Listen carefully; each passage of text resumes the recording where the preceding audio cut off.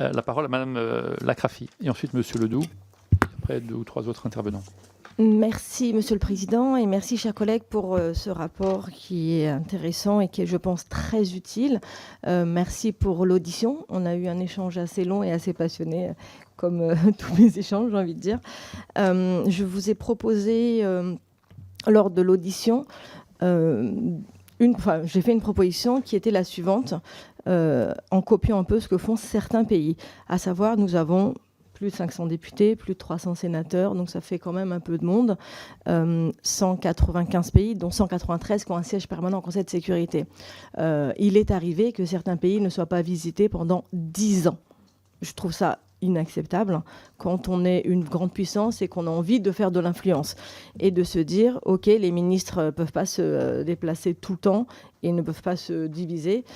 Donc pourquoi pas que chaque année, qu'il y ait au moins un des 193 pays représentés. Je pense à Malte ou au Vanuatu. En 10 ans, il aurait eu 10 visites. Pour créer du lien, c'est important. Et quand on a envie de pousser une résolution aux Nations Unies, d'avoir une voix, même le Vanuatu, c'est une voix comme la France. Donc c'est-à-dire que même les petits pays, surtout qui nous font des appels du pied souvent, on ne les traite pas. Et je pense que ça serait intéressant. Et d'avoir plus de 900 parlementaires, je suis sûre qu'on trouverait systématiquement tous les ans un parlementaire qui accepterait d'y aller. Après, beaucoup de députés se déplacent, beaucoup de sénateurs se déplacent, mais encore, ils sont trop nombreux à ne pas savoir en fait ce qui existe à l'étranger. Ça veut dire que j'ai encore des ambassadeurs qui me disent qu'il y a eu des députés qui sont venus, ils ne sont pas passés par l'ambassade.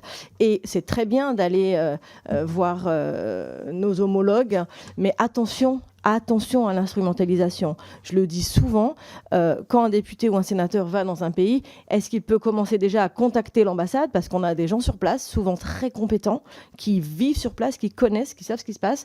On a des élus locaux, des conseillers, des Français de l'étranger, qui sont souvent basés là depuis toujours, donc qui peuvent répondre, et ça éviterait certaines instrumentalisations assez grossières, comme on a eu une collègue qui a été accompagnée par quelqu'un de sa circonscription en France métropolitaine au Liban et qui n'a fait des réunions que avec des gens du Hezbollah. Si elle avait contacté soit moi, la députée Circo, soit les conseillers des Français étrangers là-bas, soit l'ambassade, on lui aurait dit attention, si tu veux rencontrer des politiques libanais, soit tu les vois tous, soit tu vois personne. Ne te fais pas influencer. Pareil sur énormément de déplacements, donc attention. Évidemment, nous sommes libres et c'est tout l'intérêt, mais de ne pas faire n'importe quoi. Je ne pense pas que l'Assemblée soit marginalisée, certains en ont parlé. Mais on a encore une coordination importante. Si on veut aussi, montrer de manière très concrète pourquoi on est utile, sur les lois d'approbation de textes intergouvernementaux, j'étais en charge de celui de la reconnaissance des permis de conduire avec le Qatar, j'y suis allée, il y avait un petit frein qu'on a levé avec le ministre qatari de l'Intérieur. Donc, on ne le crie pas sur tous les toits, mais sur évidemment plein de sujets en étude. Et je finis très vite. Et sur Équipe France. Oui, nous ne défendons pas forcément la politique du président de la République, nous ne défendons pas forcément un tel ou un tel, mais nous défendons quand même l'image de la France. Donc peut-être qu'avant aussi d'aller dans un pays et se narguer de dire je ne suis pas de la Macronie ou je suis opposé au président, de se dire je représente la France quand je suis à l'étranger, donc est-ce que je peux essayer de valoriser mon pays un tout petit peu, parce que ceux qui critiquent le plus la France, c'est souvent les Français à l'étranger. Et moi, c'est nos amis africains et arabes qui me le disent souvent. Quand on a un pays comme la France, je finis rapidement, j'ai des chiffres, c'est pour ça que je veux les dire, entre 2024 et 2025, nous sommes passés de plus de 80 échanges de haut niveau, donc exécutifs, en Afrique, à plus de 160. Donc nous dire que la France est marginalisée, que la France est mise au banc de la société, que la France ceci, cela, c'est faux, les chiffres le prouvent.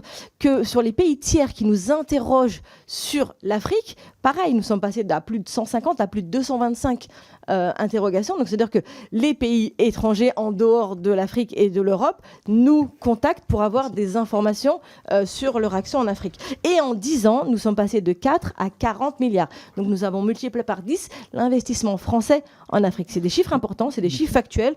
Et avant de critiquer tout le temps, allons chercher les chiffres. Donc allons discuter avec